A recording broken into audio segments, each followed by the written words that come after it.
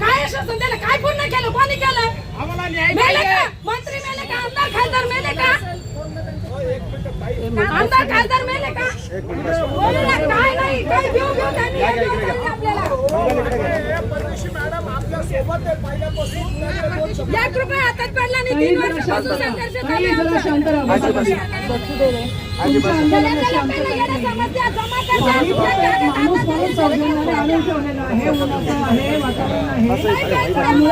आम्ही आणून ठेवलंय. तुमची इच्छा प्यायचं असेल तर प्या, नाही तर नका पिऊ द्या. आम्ही तर पाऊस ठेवतो, तुम्हाला इच्छा असेल प्या, नाही तर आता कशाला करता? घरी काढून द्या.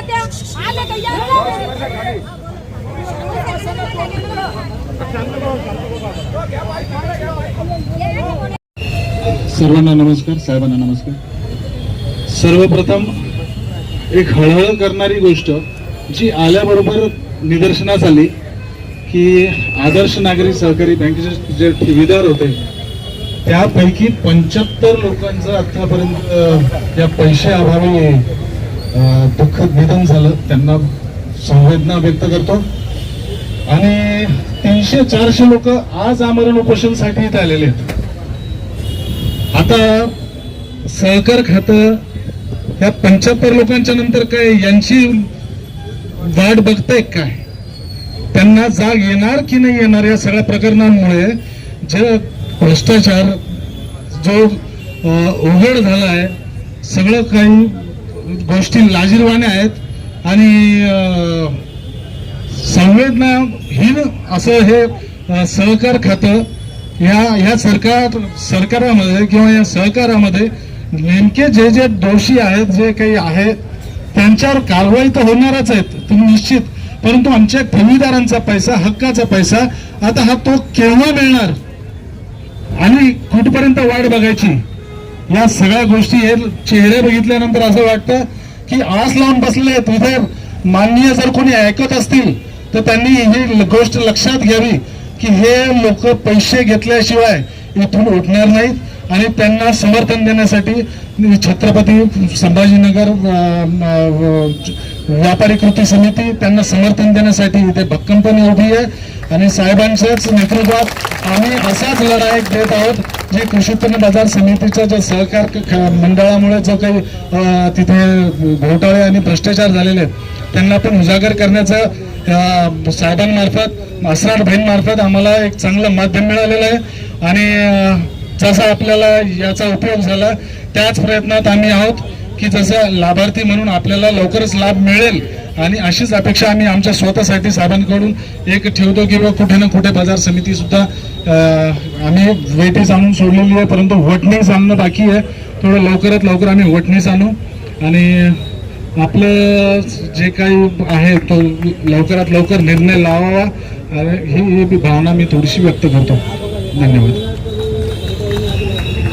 मैं इसके बाद हमारे कृषि समिति बाजार समिति की जो कृषि समिति है उनके जो मेंबर है संजू उपोषण झालेलं आहे. कोण म्हणतं की साहेब जनतेचा वापर करतात. आज साहेब आपल्या जनतेसाठी, या लोकांसाठी, या लोकांवर जे प्रेम करतात साहेबांनी स्वतःलाही झिजवले आहे. आज माझी अशी विनंती आहे की आमची आई, खरं तर साहेबांनी आम्हाला पाणी पाजले पाहिजे आणि साहेब पाजतात, पण साहेब आमचं मंडप आहे. मंडप हा विषय घ्यायला पाहिजे. साहेब आमचं मंडप आहे. हे मंडप नसलं म्हणून काय झालं, हे तर मंडप आहे. आणि ह्या मंडपाला माझी अशी इच्छा आहे की सुभाद्रा आईने साहेबांचा उपोषण सोडावे आणि नंतर साहेबांनी आमचं सोडावे. साहेबांना पाणी घ्या.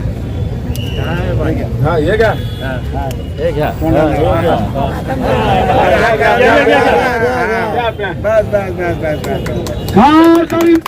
सख्त आगे बढ़ो.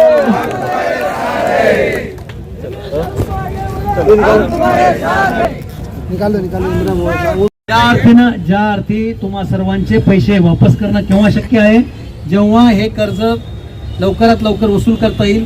त्याच्यासाठीच मी आपल्याला सांगत होतो की जे प्रॉपर्टीज आहेत, ज्याचे आदेश झालेले आहेत सहकार कायद्यानुसार, त्याचा लवकरात लवकर ताबा घेणे. त्याच्यानंतर 21 प्रॉपर्टी ज्या ऑलरेडी अटॅच्ड आहेत त्याची ई ऑप्शनची प्रक्रिया सुरू झालेली आहे. त्यालाही जिल्हाधिकारी सरांनी, जे प्रशासक मंडळ आहे त्याला आदेश दिलेले आहे की ताबडतोब त्याचे ई ऑप्शनची प्रक्रिया राबवून लवकरात लवकर कर्ज वसुली करण्यात यावी.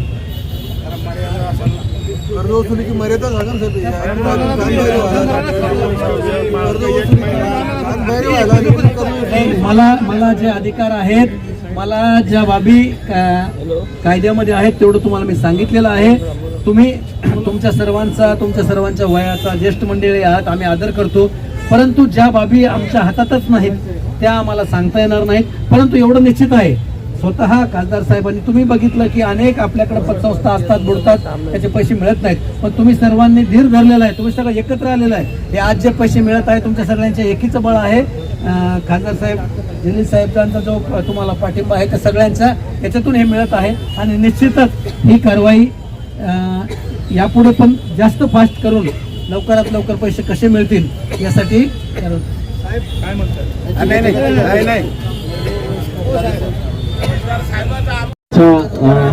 खूप खूप धन्यवाद. खाली बसा खाली. असं होतं साहब पीछे जा पीछे. आज कलेक्टर साहेब, RDC साहेब, पोलिसांचे सगळे वरिष्ठ अधिकारी, ACP साहेब, PI मॅडम, या सर्व लोक, DDR ऑफिसचे अधिकारी हेही उपस्थित होते. आणि ज्या मागच्या मीटिंगमध्ये आम्ही मुद्दे उपस्थित केले होते त्याच्या बाबतीत काय निर्णय घेण्यात आलेला आहे आणि आज जे मुद्दे आम्ही उपस्थित केले त्याच्या बाबतीत प्रशासन काय काय करणार याचा डिटेलमध्ये आपले RDC विधाते साहेबांना मी विनंती केली होती की तुम्ही स्वतः येऊन जे जे निर्णय घेण्यात आलेले आहे त्याच्या बाबतीत तुम्ही सविस्तर या लोकांना सांगा. मी जेव्हा हे सगळं चर्चा केली, सर्व मुद्द्यांवर चर्चा केली, त्याच्यामध्ये एक मुद्दा जे खूप महत्त्वाचा होता, सगळ्यांसाठी होता, की कलेक्टर साहेबांनी मान्य केलेले आहे की आता जे काही पैसे मिळतील ते सर्वांना सरसकट मिळणार आहे. ते 5 कोटी येत असेल तर सगळ्यांना 5,000 का होईना किंवा 10,000 रुपये का होईना पण सगळ्यांना मिळणार आहे. ते सरसकटाचा निर्णय घेण्यात आलेला आहे, ते महत्त्वाचा मुद्दा आहे. दुसरं, जे प्रॉपर्टीज आपल्याला कोणीही विकत घ्यायला तयार नाही आहे त्याच्या बाबतीत निर्णय घेण्याचा अधिकार जे आहे ते सहकार आयुक्तांना आहे. ते DDR ऑफिसचे जे लोक आहे, सहकार विभागाशी जे लोक आहे, आम्ही त्यांना सांगितलं की तुम्ही स्वतः जाऊन तिथे बसून ते ऑर्डर लिहून आणा तिथे जाऊन. आणि कलेक्टर साहेबांनी त्यांना आदेशित केलेले आहे. आणि हे सगळं जे काही निर्णय घेण्यात आलेले आहे ते सगळं टाइम बाउंड निर्णय घेण्यात आलेला आहे. असं नाही आहे की आम्ही करणार, हो आम्ही बघणार, आम्ही बघून घेऊ, असं काही नाही आहे. सर्वांचा टाइम टेबल निर्णय घेण्यात आलेला आहे. दुसरा महत्वाचा एक मुद्दा हे आहे की जे कलेक्टर साहेबांच्याकडे जे कमिटी आहे त्या कमिटीमध्ये आपल्यापैकी 2 लोकांना त्याच्यामध्ये समावेश करण्यात येणार आहे की जे काय काय सुरू आहे, काय काम होत आहे, काय नाही होत आहे याच्या बाबतीत सर्व ते डिटेल्स घेणार आहे. इन दी एंड आपला महत्वाचा काय आहे, पैसे आपल्याला मिळाला पाहिजे. आता आम्ही 1 महिना अगोदर निर्णय घेतला होता की 1 महिन्यामध्ये नाही झाला तर आम्ही रस्त्यावर येऊ. आता मी स्पष्टपणे प्रशासनाला, पोलिसांना, सरकारला हे सांगून आलेलो आहो. की 17 सप्टेंबर मराठवाडा मुक्ती दिवस आहे.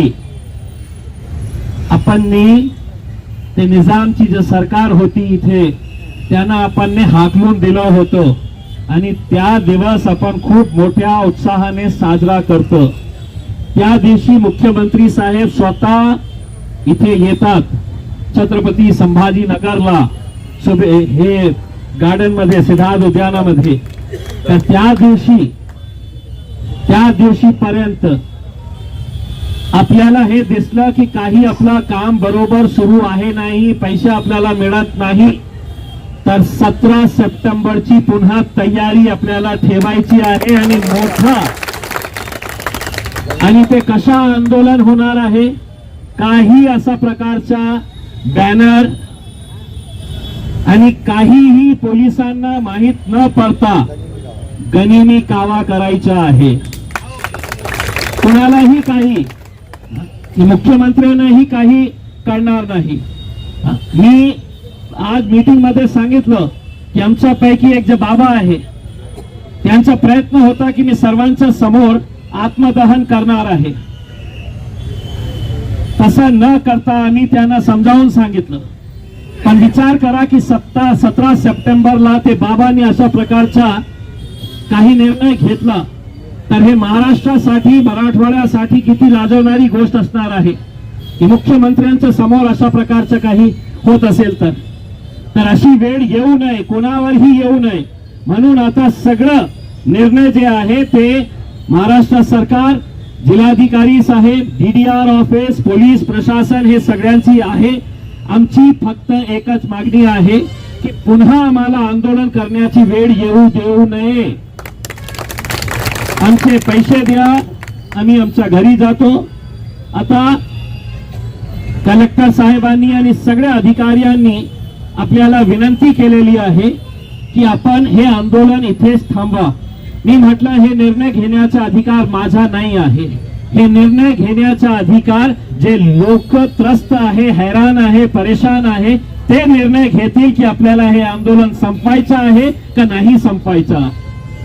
तर त्याच्या अगोदर जे सरकारकडून आपल्याला, प्रशासनाकडून आपल्याला जे निर्णय घेण्यात आलेला आहे त्याची सविस्तर माहिती मी RDC साहेब, विधाते साहेबांना विनंती करतो की ते आपल्या समोर ते सगळं सविस्तर सांगा.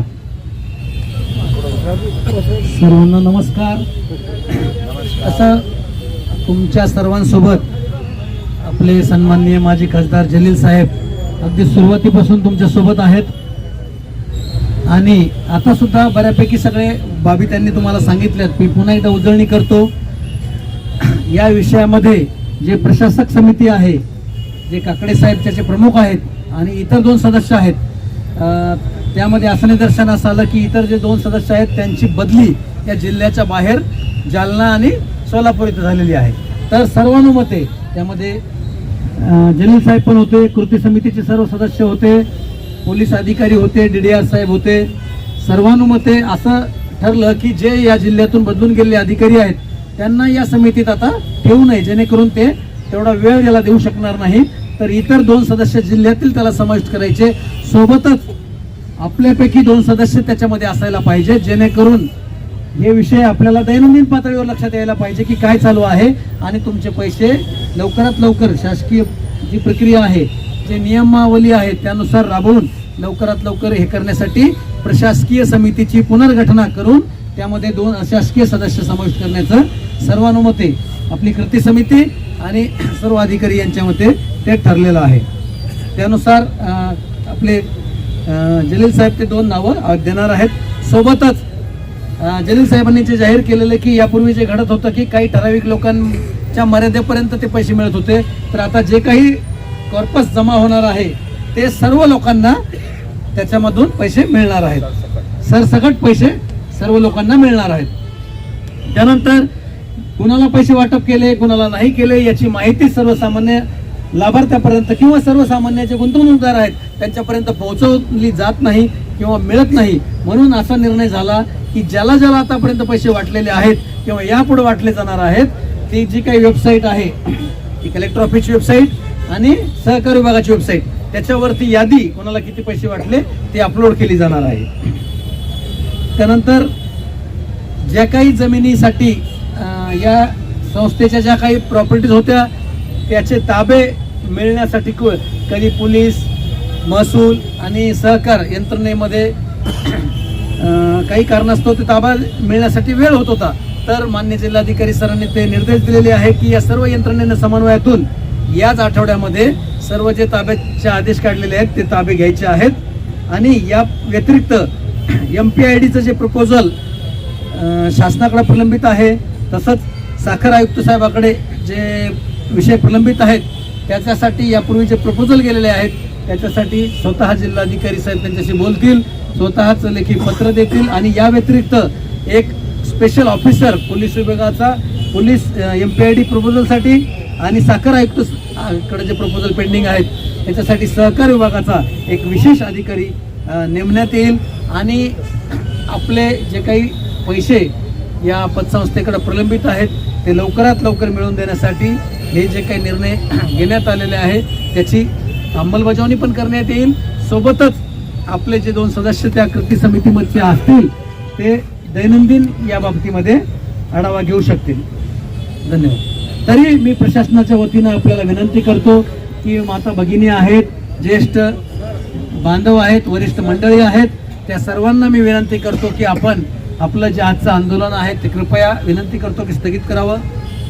सर, कर्जदारांनी कर्ज आहे त्याची वसुली आपण जास्तीत जास्त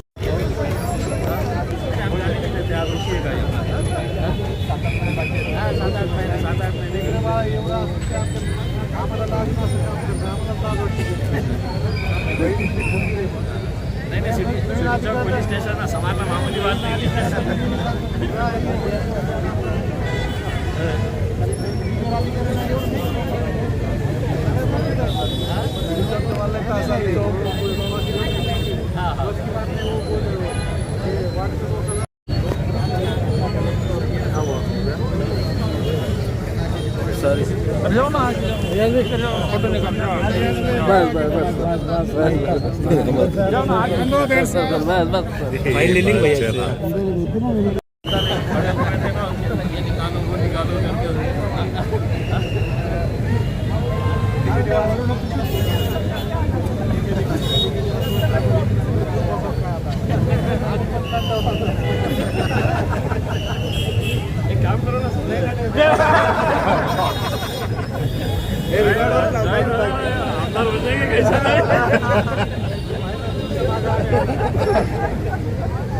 चलिए sir, thank you so much. Thank you so much sir. Thank you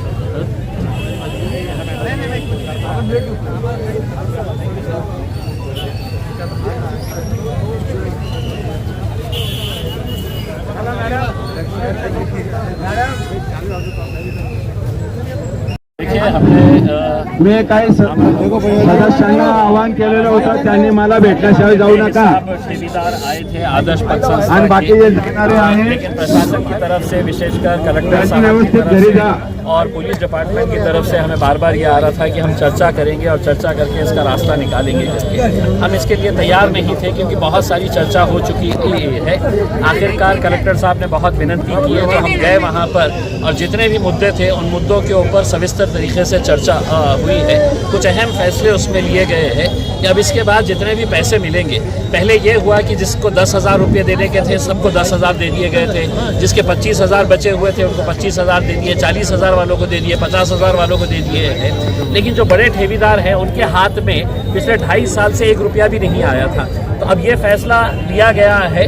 हमारी मांग थी कि अब जो भी पैसा आएगा वो हर ठेवीदार को बराबर समान तरीके से वो पैसा दिया जाएगा करके. हर एक को, अगर किसी को 5,000 रुपये मिलने हैं तो सबको 5,000 मिलेंगे, किसी को 20,000 मिलने का है तो सबको 20,000 रुपये मिलेंगे करके ये फैसला लिया गया है.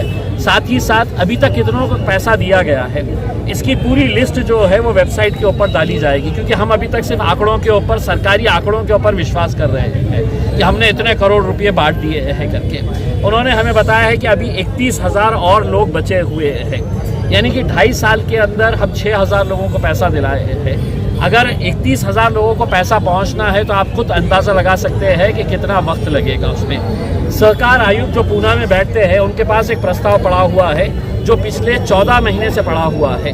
उसके लिए ये निर्णय लिया गया है कि यहाँ के कोऑपरेटिव डिपार्टमेंट के ऑफिसर्स पुणे जाकर उनको ये सविस्तर बताएंगे कि जो प्रॉपर्टीज़ बिक नहीं रही है वो प्रॉपर्टीज़ ये ठेकेदारों के नाम के ऊपर कर दी जाए करके, वही वैल्यूएशन के हिसाब से कर दी जाए। साथ ही साथ इमीडिएट जो डिफ़ॉल्टर्स है वो डिफ़ॉल्टर्स के पैसे वसूल किए जाए। उसके लिए पुलिस की अगर मदद लगती है तो वो पुलिस की मदद के ज़रिए है तो ये पैसा वसूल किया जाए। और ऑक्शन की प्रक्रिया जो है MPID के जो प्रपोजल्स है उसको जल्द से जल्द कंप्लीट किया जाए। और उसके लिए भी कलेक्टर साहब ने पुलिस डिपार्टमेंट को आदेशित किया है कि उनका एक अधिकारी मुंबई में जाकर जो मंत्रालय के अंदर फाइल रुकी हुई है वो मंत्रालय के अंदर से वो फाइल क्लियर करवा के ले। उन्होंने हमें विनती किया, पुलिस डिपार्टमेंट ने, कलेक्टर ऑफिस ने और सभी लोगों ने विनती किया है कि इस आंदोलन को हमने अभी ख़त्म करना चाहिए। देखिए, इसी आंदोलन के दरमियान जो बुजुर्ग लोग हैं 70, 80, 85, 90 साल के, उसमें से एक शख्स जो है वो बूढ़ा, भाषण देते देते उन्हें चक्कर आ गए, उन्हें हॉस्पिटल ले जाना पड़ा। हम जब कलेक्टर के पास गए तो वहाँ पे पता चला कि एक महिला को भी चक्कर आकर गिर गए हैं। ये सब बूढ़े लोग हैं, किसी को BP है, किसी को शुगर है, किसी को दूसरी बीमारियां हैं, दवाई खाना रहता है, लेकिन ऐसे भी मर रहे थे, वैसे भी मर रहे थे। तो अब हमने उनको विनती किया है कि आंदोलन अब हम ख़त्म करते हैं यहाँ पर। और हमने प्रशासन और पुलिस को चेतावनी दी है कि 17 सितंबर जो है ये मराठवाड़ा मुक्ति संग्राम दिन है। निज़ाम की हुकूमत मराठवाड़ा के ऊपर थी, यहाँ पर लड़ाई करके निज़ाम की हुकूमत को वापस भेजा गया था, तब जाकर मराठवाड़ा को मुक्ति मिली थी। उस दिन मुख्यमंत्री साहब खुद आते हैं, बड़ा कार्यक्रम होता है, सारे सरकारी ऑफिस बिल्डिंग्स के ऊपर लाइटिंग लगाई जाती है। अगर 17 सितंबर तक और इसके अंदर अच्छी कार्रवाई नहीं हुई, पैसा वापस मिलना शुरू नहीं हुआ, तो 17 सितंबर के दिन एक भव्य आंदोलन, गनीमी कावा जैसे कहते हैं, कि किसी को पता नहीं रहेगा कि हम क्या करने वाले हैं, आंदोलक क्या करने वाले हैं, वैसा आंदोलन किया जाएगा। और वो आंदोलन ऐसा होगा कि उस दिन महाराष्ट्र की हुकूमत को बड़ी शर्मिंदगी महसूस होगी कि हम ये गरीबों के साथ क्या कर रहे हैं, हम ये डिपॉजिटर्स के साथ क्या कर रहे हैं। तो ये आंदोलन, ये लड़ाई 2.5 साल से जारी है। ये लड़ाई उस वक्त तक जारी रहेगी जब तक एक एक ठेकेदार का 1-1 रुपया वापस नहीं मिलता है। अभी 1.5 महीना रुकने का रुकना और ठेसा आहे, लोणचं आहे, काय लोणचं कुठे आहे? हे भाजी द्या. ओके. एक खाराची फोड घ्या. गरीबाचा पांडुरंग बघा, चटणी भाकरी खाऊन राहिला. तुम्हाला ही हटाव ना. गेले साहेबांचा विजय असो. तू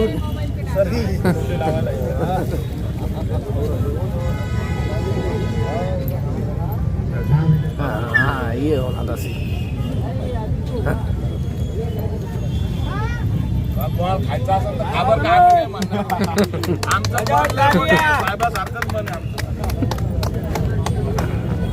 जय साहेब तुम आगे बढ़ो, हम तुम्हारे साथ है. खाऊ द्या दोन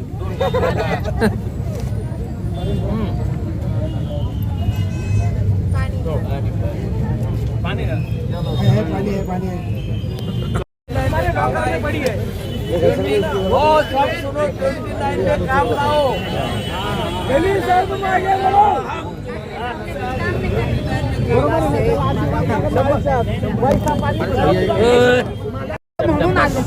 17 सप्टेंबरला सांगितलं मुख्यमंत्र्यांच्या समोर आंदोलन करू आपण.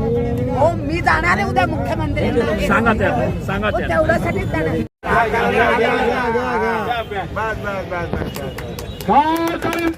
सबको आगे बढ़ो.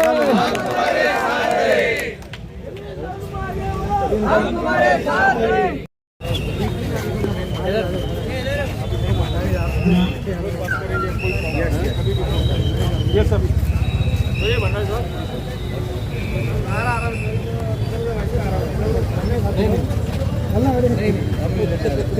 तो बस आगे ना पूरा वीडियो अमर भाई चल रहे तू. फटाफट करो. मिलो अरे मिलो भाई, आप लोग बड़े हैं. अरे वाह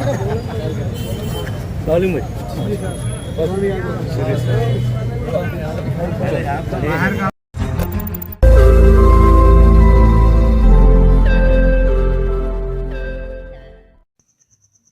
रोज़ नई खबरों को देखने के लिए हमारे औरंगाबाद समाचार चैनल को सब्सक्राइब कीजिए और नोटिफिकेशन पाने के लिए हमारे बेल आइकन को दबाइए ताकि हर खबर की नोटिफिकेशन आपको मिलती रहे।